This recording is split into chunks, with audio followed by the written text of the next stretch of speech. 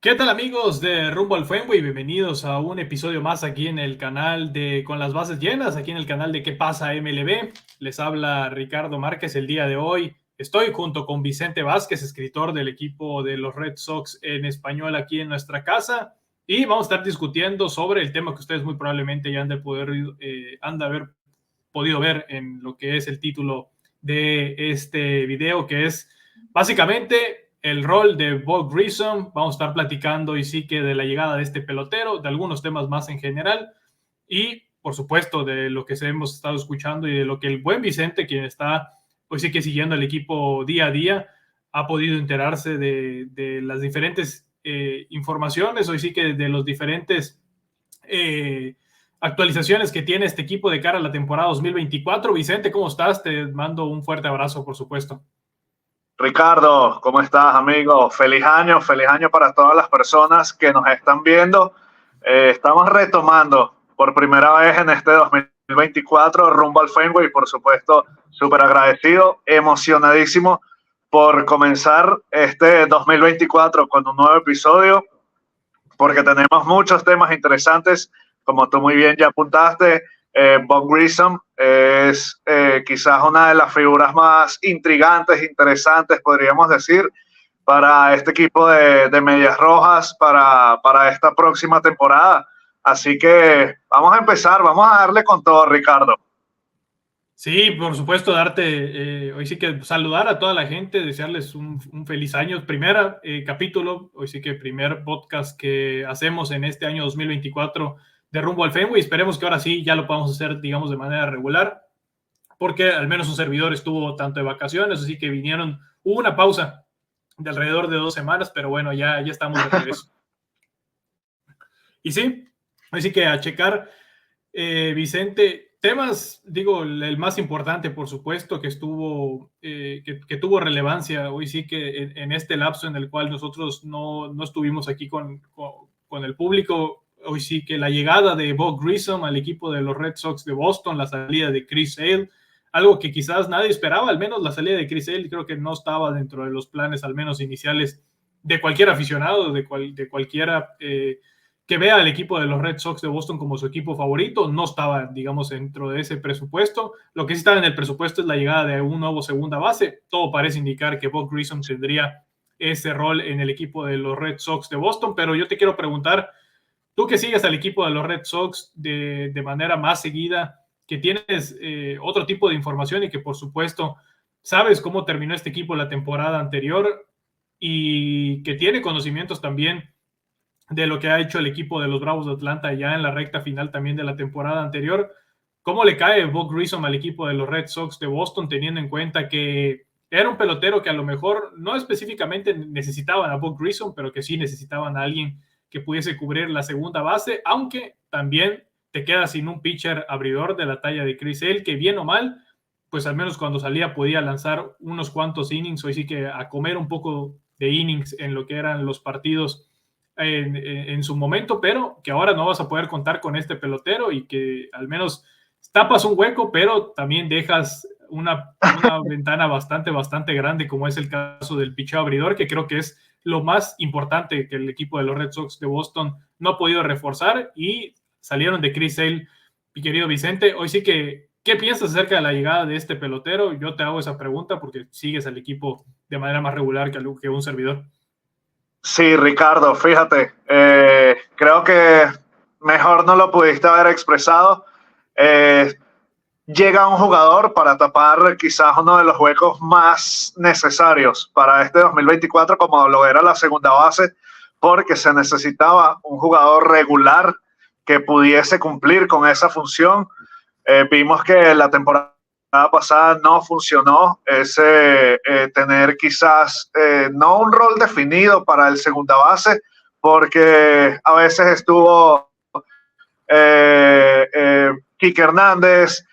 Vimos que en otras ocasiones Pablo Reyes, creo que estuvieron alternando demasiado y al final fue una de las posiciones en las que necesitaban indudablemente que llegara un jugador regular, y el poder adquirir vía cambio a alguien como Bob Grissom, que es un joven todavía prospecto proveniente de los Bravos de Atlanta, que si bien ya ha tenido una probada de Grandes Ligas en 2 temporadas cortas, hay que decirlo, no ha jugado por completo en la MLB, pero lo que ha evidenciado en esas 2 pasantías, creo que es algo que debería emocionar mucho a los fanáticos de los Medias Rojas, porque creo que pueden llegar de verdad que sí a emocionar.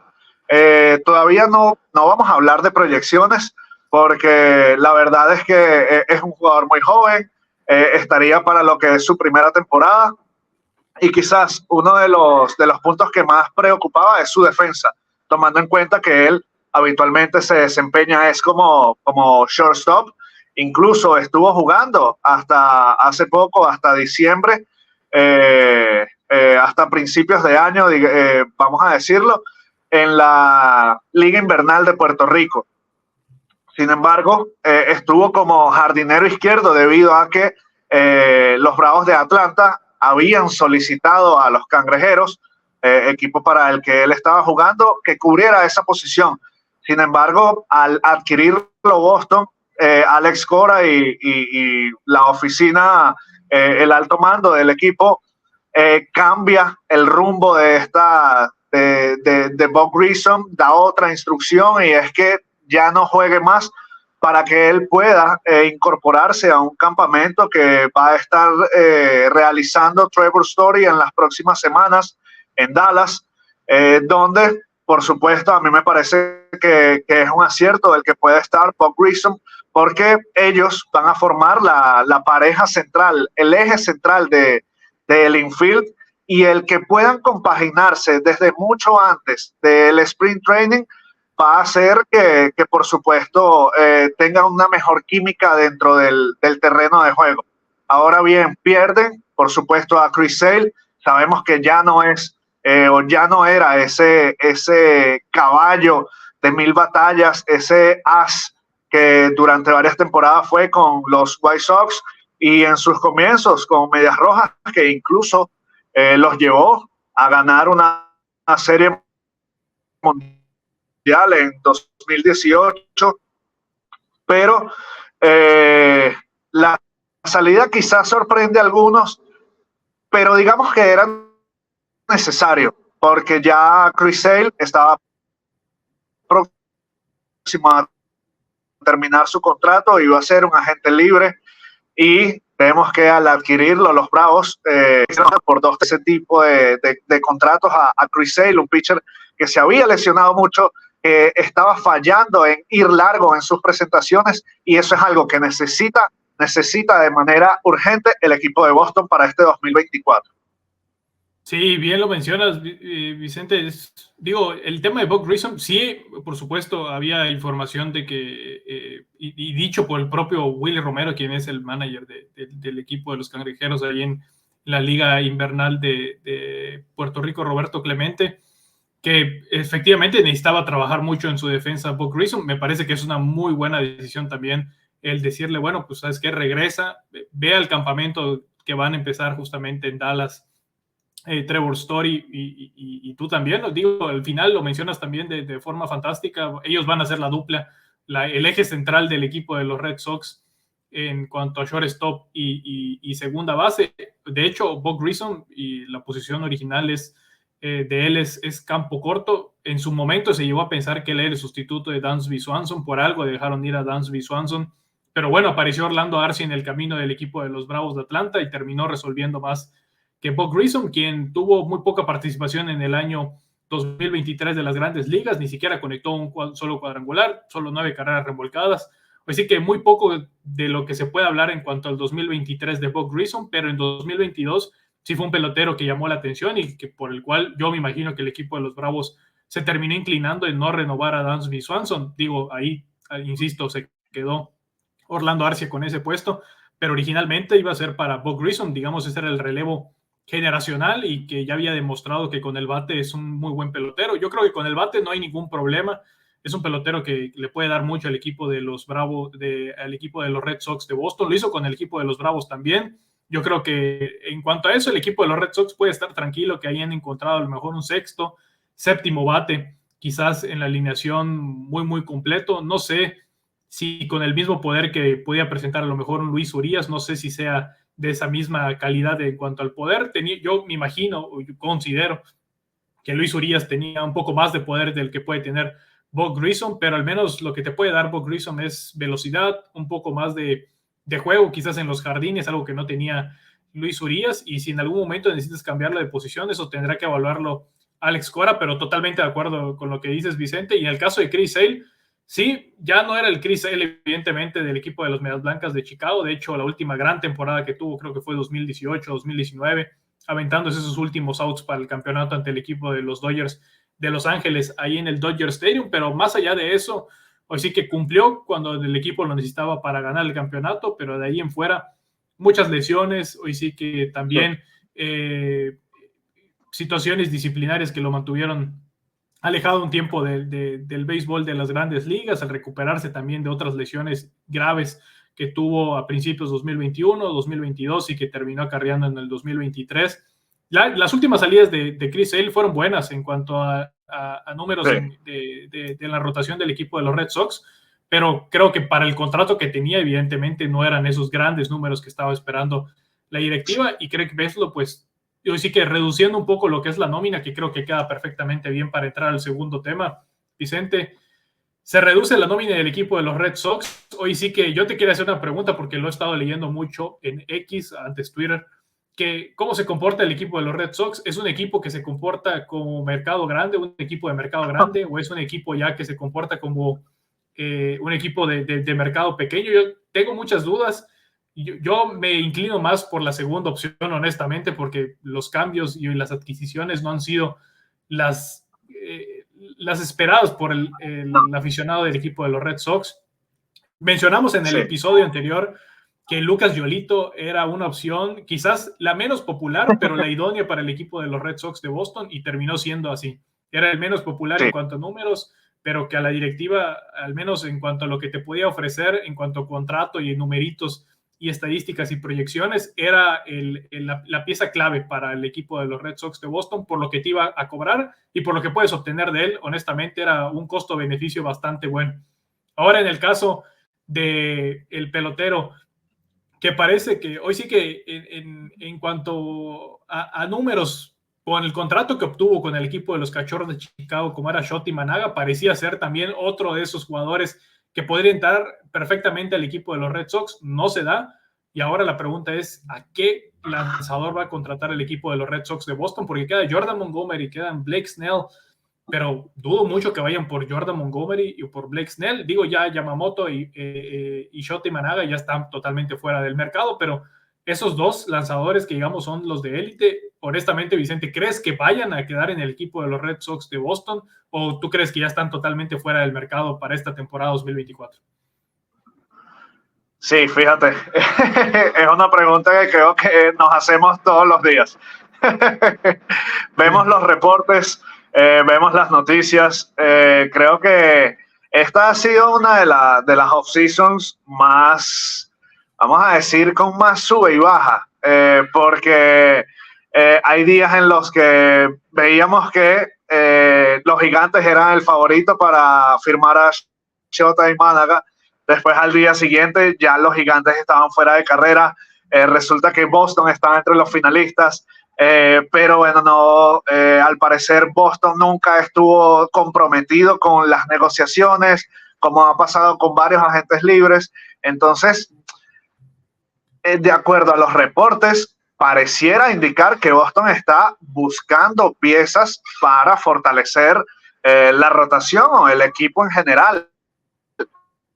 Pero cuando llega el momento de verdad de desembolsillar el dinero, de firmar el contrato, de llegar al acuerdo, todo parece indicar que Boston no da ese paso final, y son otros equipos los que están arrebatando abridores que en un principio se había dicho que era la necesidad de este equipo de Red Sox para este 2024.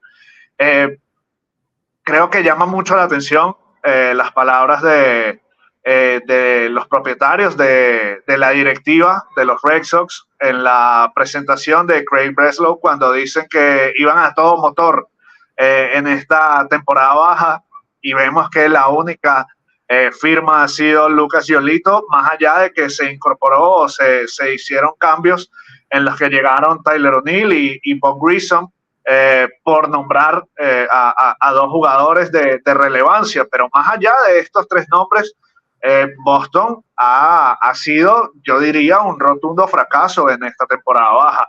Sí, es cierto, todavía falta por firmar Blake Snell y Jordan Montgomery, que quizás son los dos lanzadores que creo que muchos equipos, más de la mitad de los equipos, quisieran en su rotación.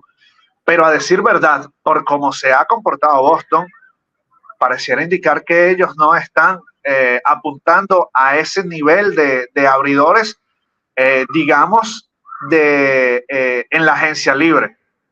Hay reportes que dicen que están buscando abridores potenciales ases de la rotación por la vía del cambio.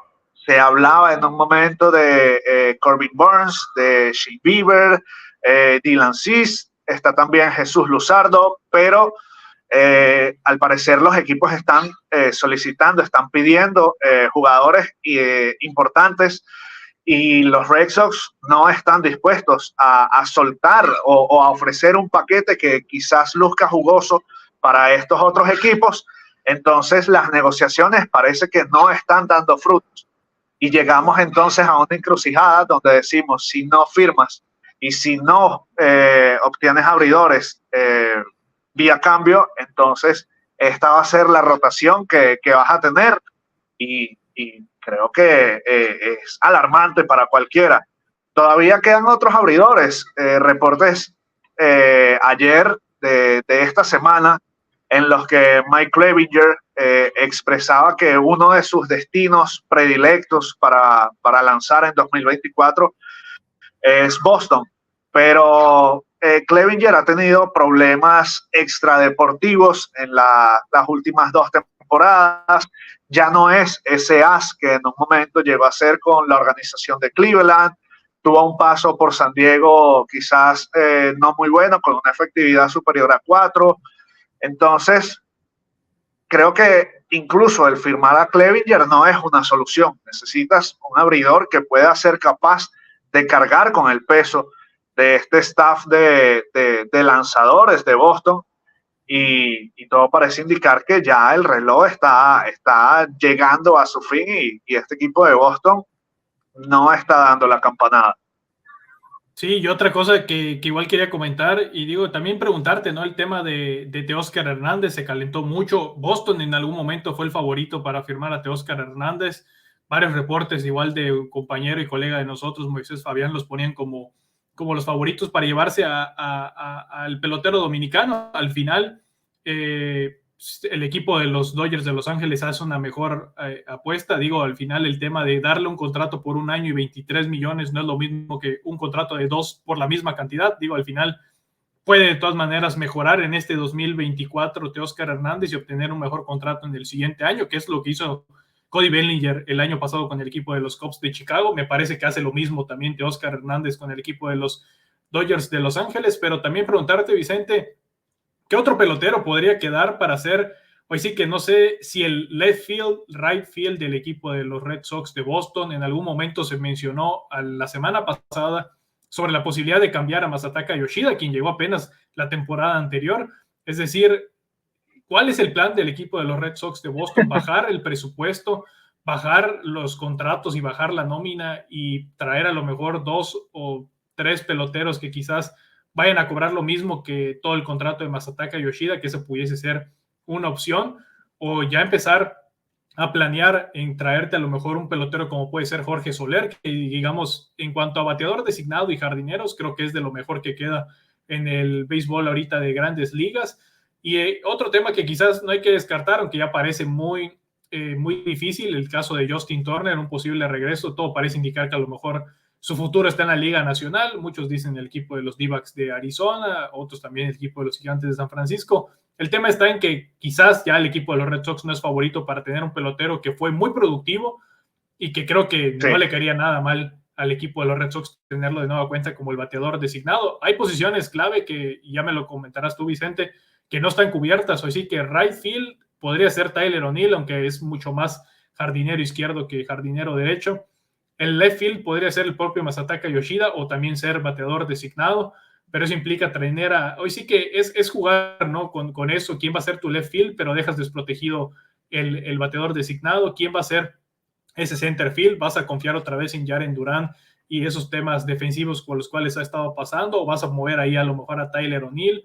Ese tipo de cosas me parece que todavía el equipo de los Red Sox tiene pendientes por hacer. En el caso ya de los Red Sox, con Roberto Pérez, que termina firmando también con el equipo, creo que ahí en la receptoría se mejora bastante en cuanto a la defensiva. Ofensivamente tampoco es que vaya a aportar mucho, y yo creo que también el equipo de los Red Sox no están esperando mucho aporte ofensivo, pero preguntarte, ¿qué harías tú en temas ofensivos? Ya sabemos que en el tema del picheo se ve muy complicado traer alguno de esos grandes 5 o 6 lanzadores que quedan a lo mejor en disponibles, por no decir que quizás nada más son 2 o 3 en la agencia libre, y los demás que puedan ser vía cambio. Está Luzardo, ¿no? Está Bieber y Burns, pero en cuanto a bateo, pues está Jorge Soler, que me parece que creo que es de lo más rescatable. Además, tener el monstruo verde, creo que sería un lugar fantástico para ver al pelotero cubano. ¿Qué piensas acerca de las posibles incorporaciones ofensivas del equipo para este 2024? Sí, Ricardo, creo que das con el nombre clave, Jorge Soler.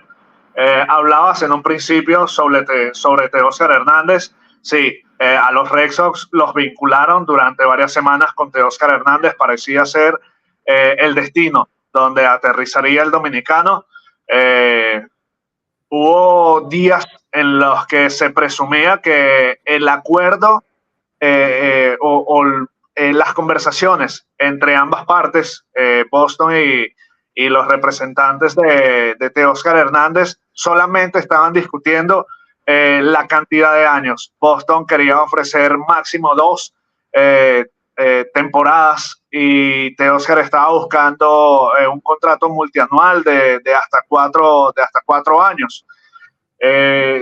Y eso incluso lo vimos en el reporte de los medios que cubren al equipo de los Red Sox, que indicaron que la oferta final de Boston fue por 2 temporadas y que no excedían los 30 millones. Así que, por supuesto, como tú muy bien lo dijiste, él prefirió firmar por una temporada y casi 24 millones con los Dodgers, un equipo que claramente es contendiente a ganar la Serie Mundial. Y Boston, por supuesto, quedó desarmado nuevamente, porque desde un principio se habló de que necesitaban un jardinero que fuese de poder y bateara desde el lado derecho del plato. Así que Jorge Soler es el único restante que cumple con esas características. Ya vimos a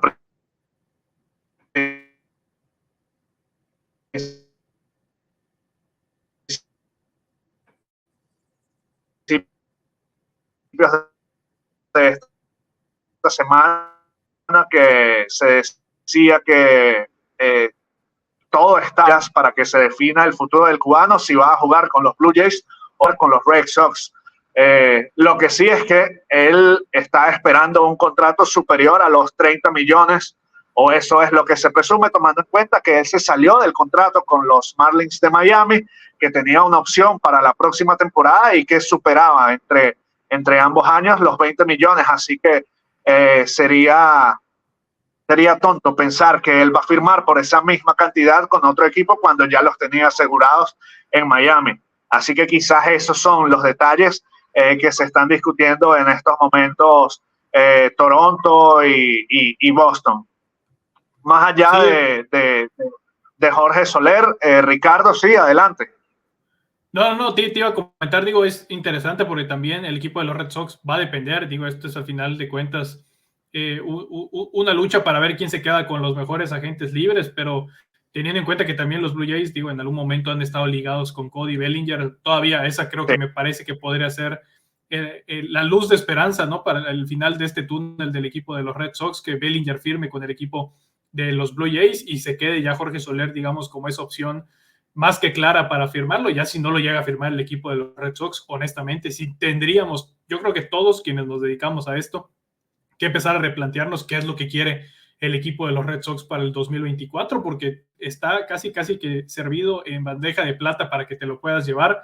Un pelotero que en su momento fue de lo mejor con el equipo de los Bravos de Atlanta, clave para el campeonato del 2021, gracias a ese cuadrangular que le termina pegando al equipo de los Astros. El equipo de los Braves fue campeón en el 2021, ahí en el Minute Maid Park, y es uno de los peloteros más completos, campeón de cuadrangulares en una temporada con el equipo de los Reales de Kansas City, de lo mejor que tuvo el equipo de Miami, por supuesto, la temporada anterior, y que está llamado a ser, yo creo que después de Manny Ramírez, después del poder que vimos en su momento en ese monstruo verde, yo creo que el segundo pelotero que quizás más o menos pueda tener ese mismo poder, yo creo que sería Jorge Soler, de los que han pasado y que han desfilado por el equipo de los Red Sox de Boston últimamente, ¿no? Y digo, queda muy bien esta pregunta, Vicente, y voy a empezar con tu opinión. ¿Cuál crees que a este punto, digo, grabando esto, ustedes lo van a ver esto el día viernes 12 de enero, lo estamos grabando justamente el día jueves 11 de enero del 2024. A este punto, en este día, ¿cuál es el line-up del equipo de los Red Sox de Boston para empezar el 2024 y sí que la temporada regular? Sí, bueno, aquí me pones en una posición difícil, Ricardo, porque hay varias opciones.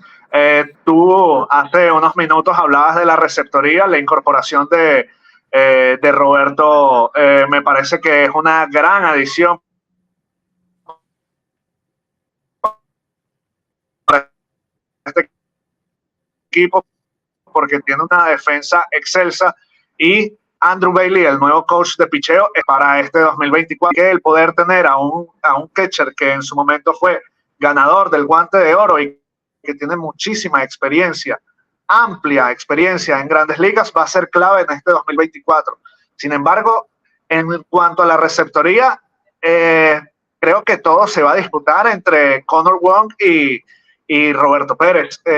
No sé si Reese McGuire vaya a alcanzar a quedarse con el puesto de backup, porque creo que lo que dejó o lo que evidenció la temporada pasada no alcanza, a mi criterio, para lo que va a necesitar este equipo de los Red Sox. Primera base, indiscutiblemente, Tristan Casas viene de un temporadón en donde estuvo nominado entre los finalistas al premio del novato del año de la Liga Americana, ya dejando ver finalmente que puede vivir de esas expectativas de gran prospecto de esta organización. Segunda base, todo parece indicar que va a ser Bob Grissom de manera regular, Trevor Story en el campo corto, y en tercera base Rafael Devers. Creo que el infield es el que está más claro de toda esta área del terreno. Si vamos al outfield, yo creería que en un comienzo vamos a hablar de lo que va a ser el Opening Day, o por lo menos las primeras semanas de temporada. Sería Jarren Duran, el center field, y yo creería que en el left field va a estar Tyler O'Neill. Creo que la defensa de Masataka Yoshida no dejó muy buenas impresiones y no terminó de convencer a la organización, por lo que es muy probable que él sea el bateador designado. Y el right field, en este momento, creo que, sin contar con la firma, por supuesto, de Jorge Soler o algún otro outfielder, que no creo que más allá de Jorge Soler haya alguno, creería yo que sería Wilyer Abreu, que terminó con muy buenos números en el mes de septiembre y está entre los mejores prospectos de la organización. Así que ese es el que yo creería que sería la alineación de Boston. Sí, yo estoy, digo, totalmente de acuerdo con lo que dices tú. En cuanto a el tema de left field y el right field, digo, si al final el equipo de los Red Sox no firma a un Jorge Soler o algún otro pelotero que quede en la agencia libre que tenga ese poder, yo sí soy de los que vea a Tyler O'Neill en el jardín izquierdo. Jardín central, bueno, ya Jarren Duran, si bien no ha tenido todas consigo en cuanto a la defensa, ofensivamente terminó muy bien la temporada anterior. Y en el caso de Wilyer Abreu, que sabemos que es un pelotero que batea, lo hizo muy bien en su primera temporada con el equipo de los Red Sox de Boston. Yo creo que ahí tienen a un muy buen jardinero derecho si es que necesitan de Wilyer Abreu. Y sí, lo de Masataka Yoshida, me parece que él era el hombre ideal para ser el bateador designado ya desde la temporada anterior, pero bueno, llegó Justin Turner y evidentemente tenían que hacerle algún hueco y poner a Masataka Yoshida algunos partidos en el izquierdo. Pero sí es un pelotero que tiene mucho contacto, que aprovechándolo, hoy sí que aprovechando su bate exclusivamente, creo que puede ser un arma bastante letal para el equipo de los Red Sox de Boston en los primeros puestos de line-up. Y en el caso de la rotación de picheo, Vicente, ¿cómo ves a este equipo de los Red Sox? Digo, ya no está Chris Sale, por supuesto, pero con la llegada de Lucas Yolito, ¿cómo ves el orden en cuanto a los posibles lanzadores, abridores que tenga esta organización para lo que es la temporada 2024? Sí, este sí quizás sea uno de los del área indudablemente más crítica de este equipo. Todo parece indicar a que de mantenerse así, el pitcher abridor del Opening Day será Brayan Bello. Viene de su primera temporada completa, dejó algunos destellos de verdad poder dominar en grandes ligas. Sin embargo, bueno, es todavía un joven que tiene mucho por evolucionar, mucho por desarrollar, pero tiene calidad para ser un gran lanzador en la MLB. Detrás de él, yo creería que va a estar Lucas Yolito y el otro trío de abridores a estas alturas serían Tanner Houck, Garrett Whitlow y creería yo que Nick Pivera. Esos son los tres abridores que tendría en estos momentos el equipo de Red Sox. Ricardo, no sé qué piensas tú, si quizás hay alguno que pueda entrar en este starting five del equipo de Boston. Sí, mira, honestamente digo, si no es vía cambio y si no es la agencia libre, con lo que tiene el equipo de los Red Sox de Boston, yo lo dejaría tal cual como lo mencionaste tú. Brayan Bello me parece que es la figura final del equipo de los Red Sox para un futuro. No sé, igual si ya sea momento de subir y tener el tiempo completo a Bryan Mata, podría ser una opción también para el equipo de los Red Sox de Boston. Como segundo, sí, Lucas Yolito por la experiencia que tiene, porque en su momento fue el número 1 del equipo de los White Sox de Chicago. También yo creo que ahí el tema de la jerarquía, ponerlo como el número 2. Inclusive no me sorprendería si lo iban a poner como el número 1 de la rotación de picheo. Mucho tendrá que ver Andrew Bailey ahí en ese tipo de decisiones junto con Roberto Pérez. Me parece que ahí esa dupla va a decidir mucho cómo va a funcionar el picheo de Boston. Me parece que ya tienen experiencia ambos. Andrew Bailey pues lanzó en el equipo de los Red Sox de Boston, se habló muy buenas cosas de él, de lo que hizo con el equipo de los Gigantes de San Francisco. Todos lo querían como su coach de picheo. Afortunadamente Boston lo tiene ahí con ellos porque es el lugar donde quiere estar Andrew Bailey, y así lo dejó saber en su presentación. Y como tercero, sí, Tanner Houck, Garrett Whitlow como cuarto y como quinto Nick Pivera, que al final es de esos lanzadores que uno esperaría más, pero a lo mejor te da un muy buen partido, se puede aventar a lo mejor 6, inclusive 7 entradas, pero el siguiente no llega ni siquiera a cumplir las 3, ¿no? Entonces es muy irregular. Al final, digo, el quinto casi siempre se enfrenta al primero de la rotación del otro equipo, entonces es estratégica esa posición. Igual a lo mejor mover ahí a Garrett Whitlock o a ver si Tanner Houck puede tomar ese rol, pero sí, me parece que el primero y el segundo están más o menos, de ahí lo llevamos bastante claro, Brayan Bello, Lucas Yolito, si no es que inverso, pero el tercero al quinto es donde hay muchísimas dudas para este equipo de los Red Sox de Boston. Y digo, ya que estamos tocando este tema, ¿crees o existe ya para cerrar el podcast del día de hoy, Vicente? ¿Crees que haya una posibilidad todavía de que el equipo de los Red Sox de Boston vaya por algún lanzador, como es el caso de Jesús Luzardo? No sé si Shane Bieber, porque para el equipo de los Yankees le estuvieron preguntando por Jason Domínguez y una serie de jugadores que dudo mucho que vayan a dar el equipo de los Yankees de Nueva York. Entonces me imagino que para el equipo de los Red Sox sería más o menos dar a Zidane Rafaela, a Marcelo Mayer, entre otros peloteros que creo que el equipo de los Red Sox no va a soltar en este año. En el caso de los prospectos también, digo, aquí dos preguntas. ¿Crees que vayan a hacer algún cambio el equipo de los Red Sox con alguno de sus prospectos? Y la otra pregunta sería, si no van a cambiar en ninguno de los prospectos el equipo de los Red Sox, a cuáles de esos prospectos es muy probable que veamos ya debutar en el 2024. No sé si para que se queden tiempo completo, pero sí para que tengan al menos sus primeros turnos al bate y por supuesto sus primeras entradas.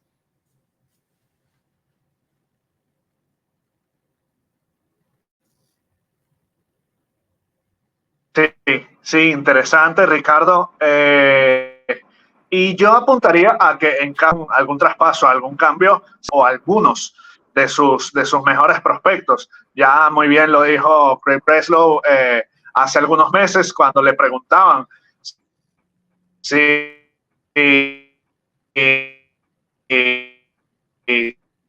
su filosofía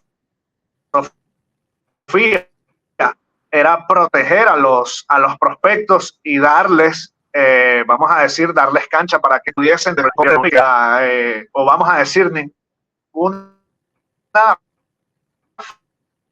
figura joven es intocable en esta organización o a su manera de manejar las cosas. Marcelo Mayer, como Roman Anthony, como Ceddanne Rafaela, Nick York, incluso intocables, pueden ser figuras de cambio. Sin embargo, sabemos que está difícil el mercado actualmente. Los equipos están solicitando a Ceddanne Rafaela, a Jarren Duran, sus Luzardo, pero las respuestas eran que los Marlins estaban solicitando un poco más.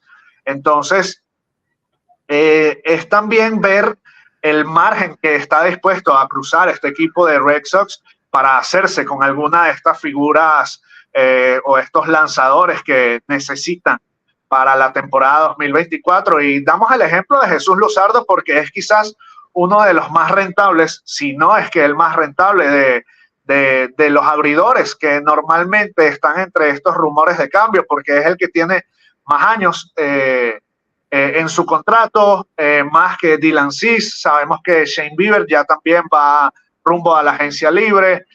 Corbin Burns pareciera que no está disponible para ser cambiado a otro equipo. Entonces pareciera todo resumirse a Dylan Cease y Jesús Luzardo. Pero por Jesús Luzardo están pidiendo muchísimo. Y por Dylan Cease, el equipo de Boston pareciera como que no ha terminado de decantarse si están dispuestos a ofrecer verdaderamente a uno de sus grandes prospectos que están ya rumbo a debutar en la MLB.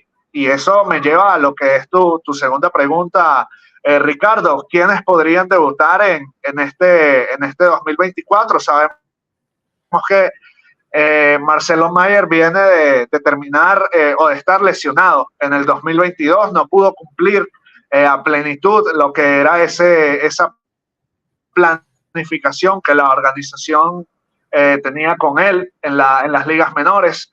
Así que quizás verlo debutar esta temporada pudiese ser prematuro, aunque dependiendo de cómo esté este equipo de Boston, porque sabemos que si llega el mes de agosto y así como terminó pasando en 2023, están en los últimos puestos de la división este, es muy probable que le den el ascenso a algunas de estas figuras, como sucedió con Wilyer Abreu, Ceddanne Rafaela, que terminaron dejando muy buenas impresiones. Así que yo pensaría que Marcelo Mayer es quizás uno de los jugadores que pudiese tener un ascenso más prominente en las ligas menores. Podemos hablar también de jugadores como Roman Anthony o incluso Miguel Blaze, aunque sabemos que también necesitan cumplir con ese proceso de ligas menores, pero vemos que en los últimos años las organizaciones quizás están cambiando esa mentalidad de 3 temporadas en las que los jugadores tenían que estar jugando en ligas menores, y los vemos que ya están ready para jugar en MLB, así que no me sorprendería ver alguno de estos prospectos en las últimas semanas uniformados debutando con el equipo de Boston.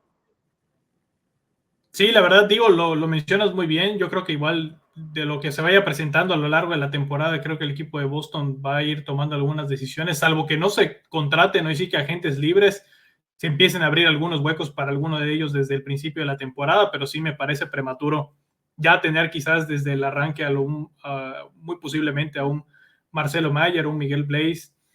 Digo, eso sería en cuanto a los nombres, ¿no? Que digamos están mucho más cerca de debutar, pero sí, en su momento, el año pasado se habló mucho de Sedan Rafaela, de Manuel Valdés, que también hizo cosas importantes con el equipo, pero en cuanto a peloteros prospectos, yo creo que sí, todavía el equipo de los Red Sox, que está muy bien calificado en cuanto a su sistema de granjas en grandes ligas, quizás dentro de los primeros 10 ahí puedan estar el equipo de los Red Sox de Boston. Creo que dentro de los primeros 5 varios medios de comunicación lo ponían el equipo de los Red Sox, quizás en el lugar 5, lugar número 4, dependiendo de cada medio de comunicación. Entonces se sabe que el equipo de los Red Sox sí tiene una muy buena finca de peloteros, pero no sé si estén listos ya para llegar a lo que es las grandes ligas. Y por supuesto, Vicente, digo, agradecerte el tiempo acá, agradecerte que estés un día más aquí con nosotros en el podcast de Rumbo al Fenway. Por supuesto, vamos a estarles trayendo más información a lo largo de este 2024. Cada semana que vaya pasando hay información nueva. Hoy sí que sacamos este podcast el día viernes y es muy probable que el fin de semana ya se tengan noticias a lo mejor de cómo se va aclarando el panorama para este equipo de los Red Sox. Pero bueno, todo eso se los vamos a estar informando y por supuesto el buen Vicente les va a estar informando en el portal de conbasesllenas.com. Ahí pueden checar toda la información que va a estar subiendo en el equipo de los Red Sox de Boston para que no se la pierdan. Y te dejo, Vicente, para que te despidas de la gente y por supuesto agradecerte de nueva cuenta el espacio aquí en Que Pasa MLB. Ricardo, no, un placer de verdad compartir este espacio contigo, un privilegio. Y como dije al principio, emocionado porque es una gran oportunidad el poder estar en este espacio, el poder compartir toda la información, todas las incidencias de este equipo de Medias Rojas de Boston para esta temporada muy intrigante de 2024. Cada día que pasa es importante, es alarmante también para esta organización, así que ya estamos en conteo regresivo para el próximo episodio, porque sabemos que vamos a tener mucho material, estoy seguro de eso. Ya se acerca la temporada, viene el programa de rookies que va a estar llevando a cabo este equipo de los Red Sox, en el que van a estar varias figuras del futuro de este equipo, así que hay mucho material, el arbitraje salarial, por supuesto, con 4 jugadores, así que bueno, muy pendientes, vamos a estar informando de todo, no solo en este podcast, sino también en el portal, como tú muy bien lo dijiste, con las bases llenas, así que muy atentos, vamos a estar muy al pendiente, pueden dejar todas sus preguntas, todas sus dudas, inquietudes en los comentarios, que nosotros vamos a estar respondiéndolas en el próximo episodio. Así que bueno, Ricardo, un placer, un gusto estar contigo esta semana y esperando ya la próxima. Así que me despido y de verdad un gustazo. Gracias, Vicente. Por supuesto, sí, agradecerle a todos ustedes quienes han tomado el tiempo de ver el podcast el día de hoy. Un poquito más corto que el podcast que hicimos hace ya un par de semanas, pero por supuesto con el compromiso de traerles información la siguiente semana. Espero que tengan un excelente día, tarde o noche. Bye bye.